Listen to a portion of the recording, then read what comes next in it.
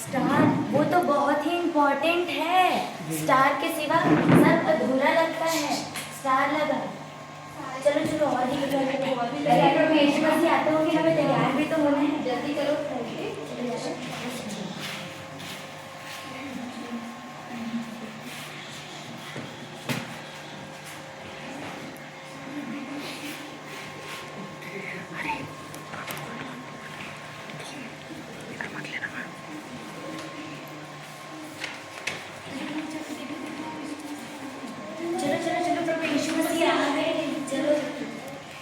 मेरा ड्रेस कैसा लग रहा है? बहुत महंगा है। जल्दी है मेरे से। प्रभु यीशु मसीह बैठिए ना, आइए ना, जल्दी हार्दिक बैठिए ना, आइए ना।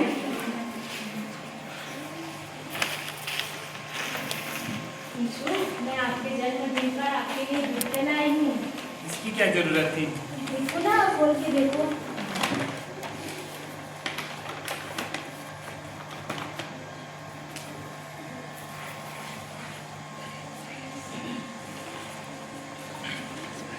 अच्छा, ये तो मेरे वचन है, पवित्र शास्त्र है। इसमें क्या है? ये तो मैंने ही लिखा है।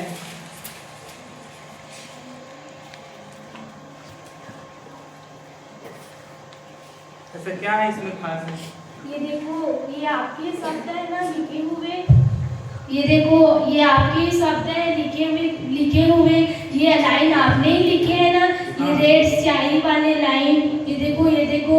हाँ ठीक है ना, मैंने लिखे हैं। हाँ, इसे बहुत मुश्किल से मैंने ढूंढा है।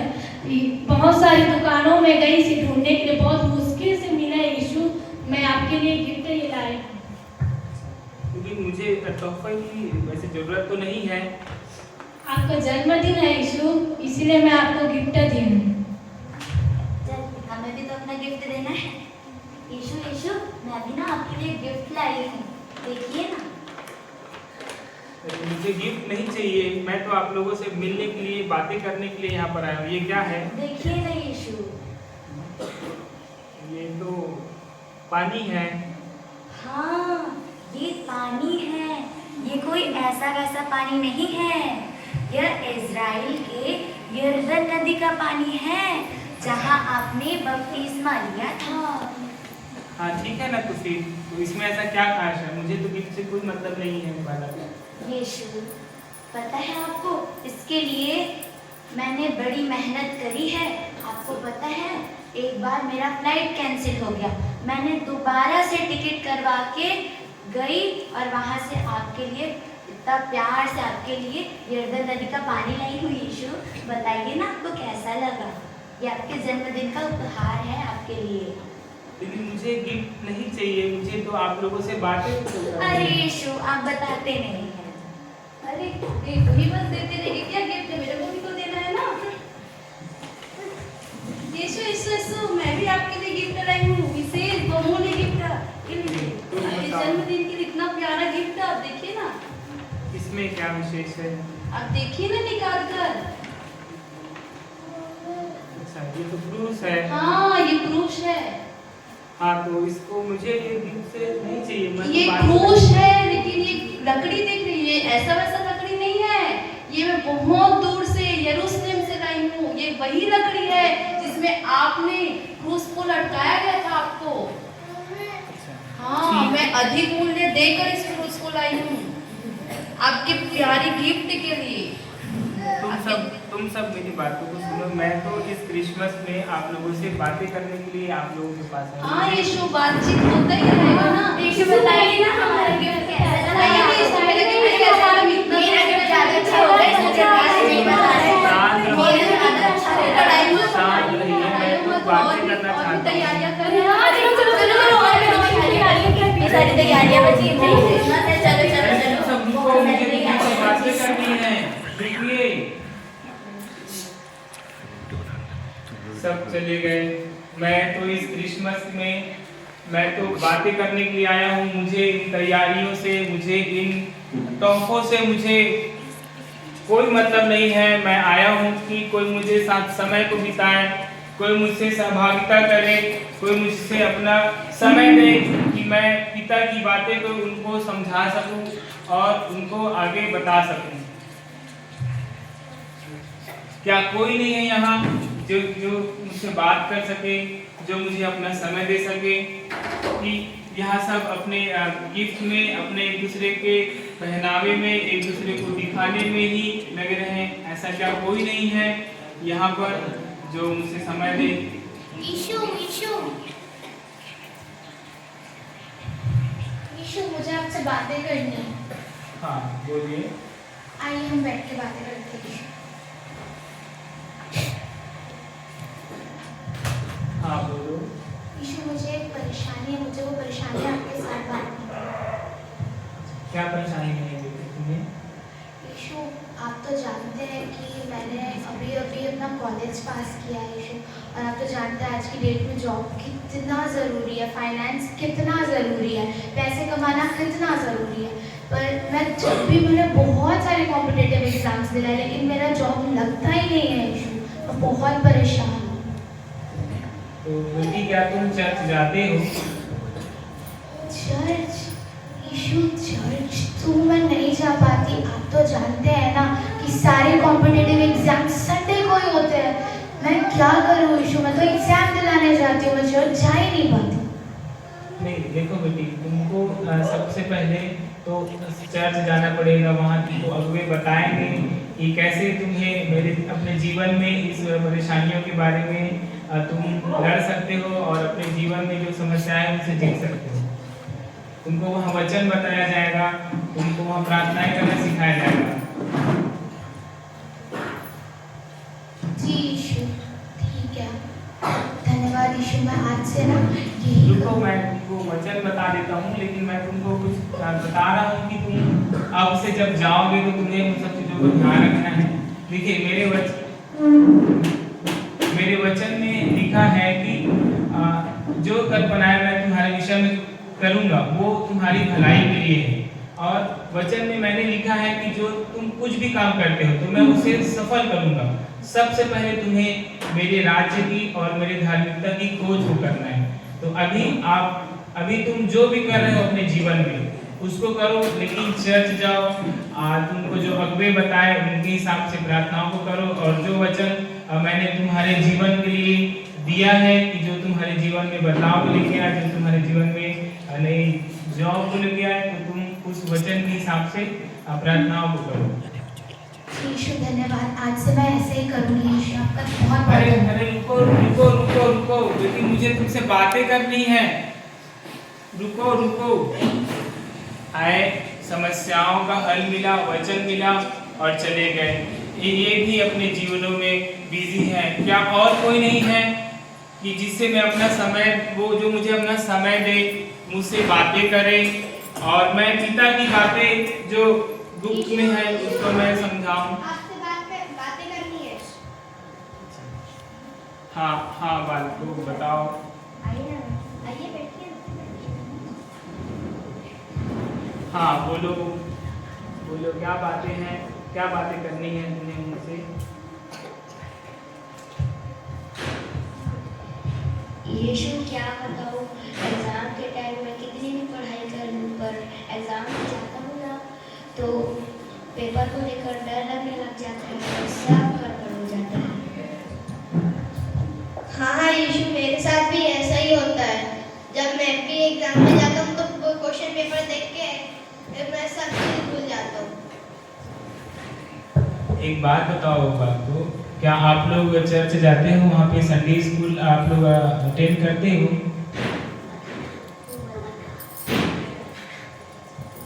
कोई भी हो, मुझे एक बताओ कि क्या तुम चर्च जाते हो? क्या वहाँ पे संडे स्कूल आपको जो टीचर है वो सिखाते हैं कि कैसे आपको अपनी पढ़ाई के विषय में काम आगे बढ़ना है?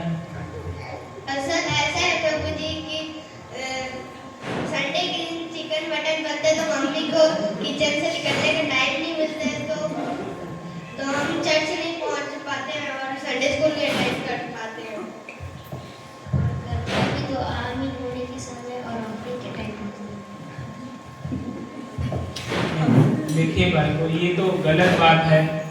मैं तुम्हें आज जब तुम मेरे पास आए हो तो मैं तुम्हें इन सब बातों का हल बताता हूँ कि अब से आप अपनी मम्मी को बोलो कि वो हर रविवार को चर्च लेके जाए और वहाँ जो संडे स्कूल में जो सिखाते हैं उनकी क्लास में आपको भेजे समय से, ताकि आप सीख सको।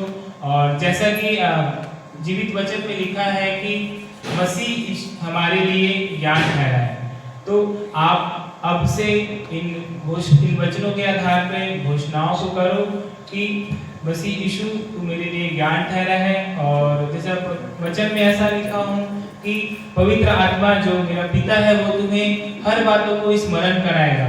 तो जब भी तुम पढ़ाई करो, जब भी तुम अब से एग्जाम देने के लिए जाओगे, तो तुम्हें इस बातों की घोषणाओं को करना है। और फिर तुमको जो तुम पढ़ाई किए रहोगे उसको सब याद आएगा और तुम अच्छी भली भांति पेपर में लिख सकते हो। और पवित्र आत्मा जो है सब बातों को तुमको स्मरण दिलाएगा। इनको इस विवेक में आगे चलना है और जो भी तुम्हें पढ़ाया जाए उसको अच्छे से मेहनत भी करना है। ठीक है यीशु, आज से हम ऐसे ही करेंगे और आपके बातों को मानेंगे। धन्यवाद यीशु। अरे रुको बालको, अभी तो तुम्हारी बातें बस हुआ है, अभी रुको, मुझे तो और भी बहुत सारी बातें करनी है। ये भी चले गए। यहाँ दो परिवार मिले, कुछ लोग मिले जो चर्च को सजा रहे थे, सब वो अपने विलास में जीवित हैं। जो दो आए वो अपनी समस्याओं में आए, जैसे उनको अपनी समस्याओं का हल मिला वो भी चले गए। क्या मुझे ऐसा कोई नहीं है यहाँ पे जो बातें करे, जो मुझे अपना समय दे और मैं पिता की बातें उन्हें बताऊं और मैं उनको आगे मेरे जो जीवन है, जो मेरी पहचान है, उसके बारे में मैं उनको बताते चलूं। यीशु, मुझे आपसे बातें करनी। आइए बैठिए।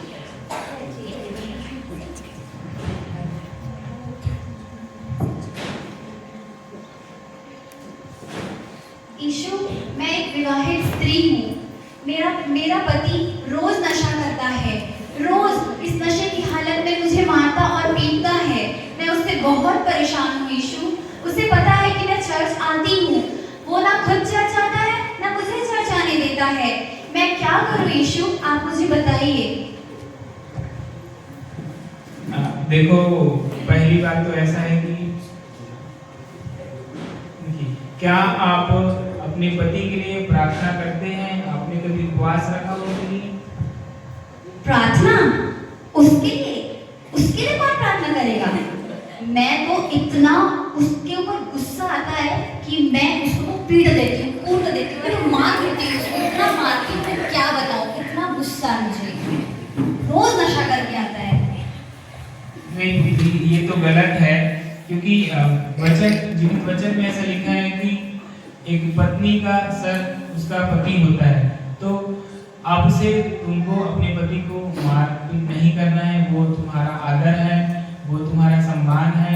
और अब से तुमको ध्यान रखना है कि तुमको अपने पति के लिए घोषणाओं को करना है, उपवास रखना है, जैसे कि मेरे वचन में लिखा है कि मैं तुम्हारे मुंह के फल का सृजनहार हूँ। तो अपने पति, हो सकता है कि तुम्हारा पति नशा करे या जो भी करे, तुम्हें अपने अगुओं के पास जाना है, वो तुम्हें शिक्षाओं को देंगे, तुम्हें प्रार्थना कैसे करना है, किस रीति से तुम्हें घोषणाओं को करना है, वो सिखाएंगे। तो तुम किसी भी परिस्थिति में जाओ, क्योंकि मैंने अपने वचन में लिखा है कि तुम्हारे जीवन में जो भी बोझ है, जो भी परेशानी है, उसे तुम मेरे नाम में तुम उसे छोड़ो और अपने पति के लिए प्रार्थना को, घोषणाओं को करो। और जैसे कि मैंने वहां पर लिखा है कि जब क्रूस पे चढ़ाया गया और बांधा गया, तो मेरे क्रूस पे बांधे जाने से हर इंसान, हर दुष्ट आत्माओं की चालों से आजाद हुआ है। तो मैं तुम्हें आज अपना वचन, जो मेरा हथियार है, मैं तुम्हें दिए जाता हूँ। आज से तुम इन वचन के आधार पे यीशु मसीह के बांधे जाने से हर हर दुष्ट आत्माओं से आजाद है। तुम इन वचनों के आधार पर अब प्रार्थना के लिए करो, घोषणाओं करो और अपने अगुओं को सीखो कि वो क्या और बताते हैं और कैसे आपको चलाएंगे। मैं चर्च जाती हूँ, वहाँ हमारे अगुवे बताते हैं, पर मुझे इतनी सारी चिंताएं रहती हैं ना, उसके लिए इतना सब चलते रहता है कि वो मेरे अगुवे, हमारे अगुवे क्या बोलते हैं, मुझे तो कुछ समझ ही नहीं आता है कि क्या करूँ। नहीं देखो पुत्री, बात ऐसी है कि जब तुम चर्च जाओ तो तुम्हारे मन में जो भी बोझ है, तुम्हारे जीवन में जो भी परेशानी है, तो तुम्हें मेरे नाम में, यीशु मसीह के नाम में तुम्हें वहाँ छोड़ना है और तुमको हर एक परेशानी को छोड़ के जाना है। क्योंकि जो तुम्हारे पीछे है, जो दुष्ट आत्माएं हैं, जो तुम्हारे पति के जरिए से तुम्हारे जीवन में गलत चीजें बुला रही, वो नहीं चाहती कि तुम चर्च आओ, तुम मेरे वचनों को जानो और तुम उस छुटकारे से आजाद हो। तो तुमको अब से हर समय, हर रविवार को, हर परिस्थिति में चर्च आओ। वहाँ तुम्हारे जो अगुवे हैं वो तुमको शिक्षाओं को देंगे और प्रार्थनाओं करने से करेंगे। ठीक है यीशु, मैं आज से ऐसा ही करूँगी, इसके लिए प्रार्थना करूँगी और जो बातें आपने कही है वो मैं करूँगी, अपने अगुओं की बातों को सुनूंगी, मैं ऐसा ही करूँगी। धन्यवाद यीशु। अच्छा मैं चलती हूँ। अरे रुको रुको, मुझे तुमसे बातें करनी है। जो भी आ रहे हैं मेरे पास अपनी समस्याओं को लेके आते हैं, जैसे ही उनकी समस्याओं का उनको हल मिलता है वो चले जाते हैं। क्या कोई नहीं है जिससे मैं बातें कर सकूं, जो मुझे अपना कीमती समय दे, अपने समय का बलिदान दे? क्योंकि मैं अब देख रहा हूं कि सभी मसीह हैं, सभी अपने स्वार्थ से मेरे पास आए, उनका स्वार्थ जैसे पूरा हुआ, उनकी जरूरतें जैसे पूरी हुई, इस संसार में जो उनको चाहिए था, संसारिक चीजें मिली और फिर वो अपने दुनिया में चले गए। तो लेकिन ये मैं जानता हूँ कि उनको जीवन में फिर बाद में ठेस लगेगी। तो क्या कोई और नहीं है जो मुझसे बातें करे, मुझे अपना समय दे, निस्वार्थ भाव से, जो मेरे पीछे चले, जो मेरी बातों को माने? यीशु, यीशु, हे प्रभु यीशु, मैं आपसे बातें करना चाहती हूँ। हाँ बेटी, अब तुम्हारी क्या समस्या है बताओ, क्योंकि मेरे पास तो जो भी आते हैं समस्याओं को लेके आते हैं। तुम्हारी क्या समस्या है बताओ बेटी। प्रभु यीशु, मेरी कुछ समस्याएं नहीं है, मैं केवल आपसे बातें करना चाहती हूँ। अच्छा, तो चलो, कोई तो मुझे मिला इस क्या तुम्हें कुछ आशीषें चाहिए मुझसे, वो भी तुम बता दो। नहीं प्रभु, आपके वचन में तो लिखा है, इफिसियों में वचन कहता है कि आपने हमें स्वर्ग स्थानों में सभी प्रकार की आत्मिक आशीषें दे रखी है। मैं तो केवल आपसे बातें करना चाहती हूँ, आप में बढ़ना चाहती हूँ, आपके प्रेम को और अधिकार से जानना चाहती हूँ। चलिए, कोई तो मुझे ऐसा मिला कि जो मुझसे बातें करना चाहता है, जो मुझे मेरे पीछे आशीष के लिए नहीं चल रहा है, जो मेरे पीछे संसार की चीजों के पीछे नहीं चल रहा है। चलो बेटी, मुझे ऐसे ही लोग हैं जो स्वर्ग राज्य में प्रवेश करेंगे और पिता का राज्य जो 1000 वर्षों से का है वो मुझे देखेंगे। चलो हम चले।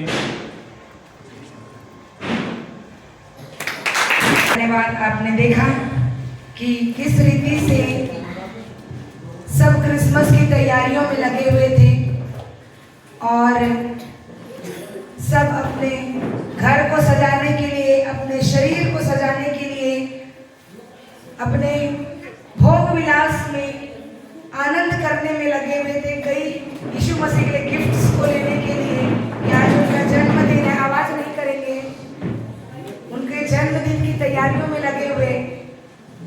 कई यीशु से बात करने आए अपनी समस्याओं को लेकर, लेकिन यीशु ने चाहा कि निस्वार्थ भाव से कोई मुझसे बात नहीं करना चाहता। क्या आप इस ड्रामे का उद्देश्य समझ पाए? कितने समझ पाए इस उद्देश्य को? ड्रामा तो सभी ने देखा, क्या था उद्देश्य? क्या था उद्देश्य बताइए?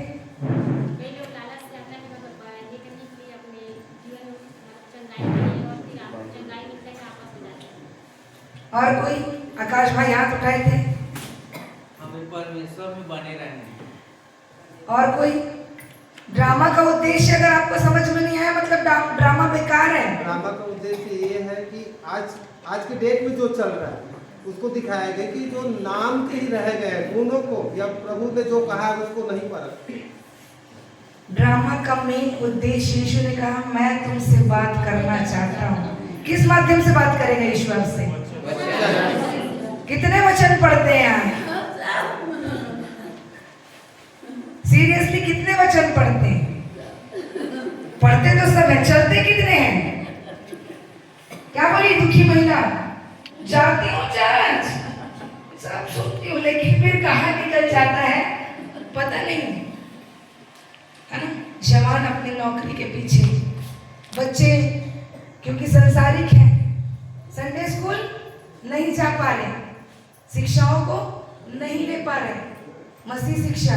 मम्मी किचन में भिड़ी हुई है चिकन मटन बनाने, संडे एक दिन तो मिलता है। अगर छोटेपन से बच्चों को मसीह की शिक्षा ना दी जाए तो बच्चा वैसे ही होगा जैसे आपने दो बच्चों को देखा, और महिला वैसे ही होगी जो पति को कूट दे, है ना? लेकिन यीशु ने क्या सिखाया? वचन के आधार पर। और जब अंत में आपने देखा क्या कहा गया, उस लड़की ने क्या कहा? मैं आपसे बातें करना, मेरे को आशीष नहीं चाहिए, मेरा कोई स्वार्थ नहीं है, ना मेरे ये कोई समस्या नहीं है, लेकिन मैं आपसे बातें करना चाहती हूँ, मैं अपना समय आपको देना चाहती हूँ। जिस प्रकार से प्रियो हम संसार में अपने समय को बांट के रखे हैं, सुबह से लेकर रात तक जीवन में जीना खाना सारी बातें लगे हुई है ना? लेकिन हम प्रभु को कितना समय देते हैं, जिसने हमें रचा, जिसने हमें इस योग्य बनाया कि इन आशीषों को हम इस पृथ्वी पर प्राप्त कर सके। आज हम जीवित हैं, उसी के बदौलत इस पृथ्वी पर हम जीवित हैं, इस आनंद को मना पा रहे हैं। हालेलुया। तो जिस प्रकार से हमने नाटक में देखा कि बच्चों ने आपको एक माध्यम के द्वारा सिखाया कि हमको यीशु से बात करनी है, वो चाहता है कि अपने वचन के द्वारा हमसे क्या कर सके, बातें कर सके। हम परमेश्वर पिता का धन्यवाद देते हैं। जितने भी बच्चे पार्टिसिपेट किए थे सब सामने आ जाएंगे।